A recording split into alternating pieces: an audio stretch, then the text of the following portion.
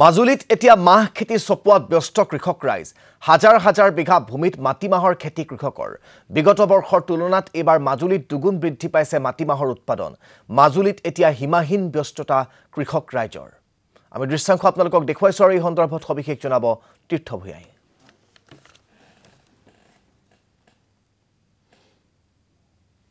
হয় মই এতিয়া উপস্থিত আছো মাজুলী কুলামুৰা পথাৰত আৰু মাজুলীৰ সোবনশিৰি আৰু ব্ৰহ্মপুত্ৰৰ বানে এৰি থৈ যোৱা পলসুৱা ভূমিত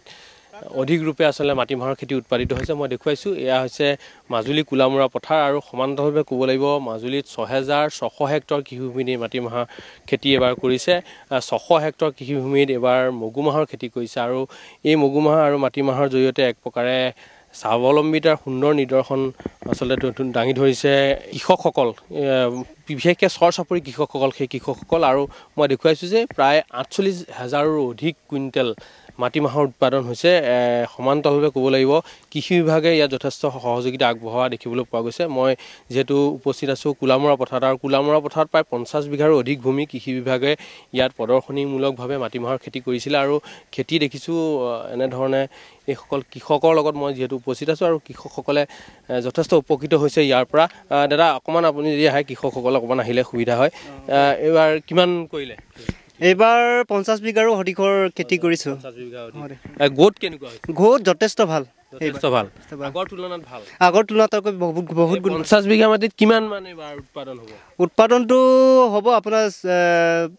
মই অধিকভাৱে ক'ব নোৱাৰো তথাপি কুইণ্টেল মানে নে ৫০ বা ৫৫ কুইণ্টেল তেনেকৈ হ'ব কেনেকুৱা হৈছে ককাই মাহ ঠিকে আছে মাহ ভাল হৈছে মাহৰ খেতি ভাল হৈছে ঠিকে আছে কেনেকুৱা হৈছে মাহৰ খেতি ভাল হৈছে মাহৰ খেতি ভাল হৈছে মই কৃষি বিষয়াৰ পৰা জানিব বিচাৰিম আচলতে এইবাৰ মাজুলীত মই ইতিমধ্যে আপোনাক উল্লেখ কৰিছোঁ আমাৰ মাটিমাহৰ প্ৰায় সৰ্বমুঠ ইয়াত মাটিকালি হ'ব প্ৰায় মাটিমাহৰ কাৰণে ৬৬০০ হেক্টৰ তো তাৰে আমাৰ যদি ৮ৰ পৰা মানে আমাৰ গড় প্ৰতিয়ে ৮ৰ পৰা ৯ কুইণ্টেল প্ৰতি হেক্টৰ হিচাপত পাব গতিকে এইবাৰ কৃষকসকলৰ মুখত হাঁহি দেখি পেলাই আচলতে আমাৰ খুব ভাল লাগিছে গতিকে অনাগত দিনত আচলতে কৃষি বিভাগৰ আমি যদি এনেকৈ সহায় সহযোগ কৰি যাব পাৰোঁ কৃষকসকলে আমাৰ লগত যদি ধুনীয়াকৈ খেতি বাতি কেনেকৈ কৰি যায় তেতিয়াহ'লে মানে কি প্ৰায় ২৪ কোটি হয় আনুমানিক প্ৰায় ২৪ কোটিমান টকা হয়তো মাজুলীৰ মাটিমাহ কৃষকে উপাৰ্জন কৰিব পাৰিব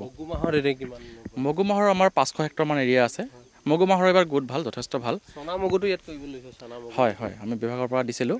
আমাৰ ভাল উন্নত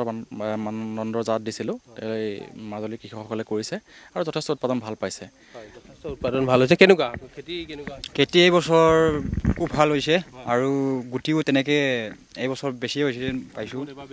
উৎপাদন এবাৰ দুগুণ বৃদ্ধি হৈছে যিহেতু যোৱাবাৰ ৪০০০ হেক্টৰ আছিলে এবাৰ ৬৬০০ হেক্টৰ বুলি তেখেতসকলে উল্লেখ কৰিছে আৰু এয়া দেখুৱাইছোঁ মাজুলী পথাৰত এনেধৰণে মাটিমাহ তোলাত ব্যস্ত সীমাহীন ব্যস্ততা কৃষকসকলৰ মাজত আৰু সকলো আহি মাটিমাহ তোলাত ব্যস্ত হৈ পৰিছে যিহেতু চপাব লাগিব বিহুৰ আগতে কেনেকুৱা হৈছে ভালে হৈছে মাটিমাহ কেনেকুৱা হৈছে মাটিমাহ এইবাৰ খেতি কেনেকুৱা ভাল হৈছে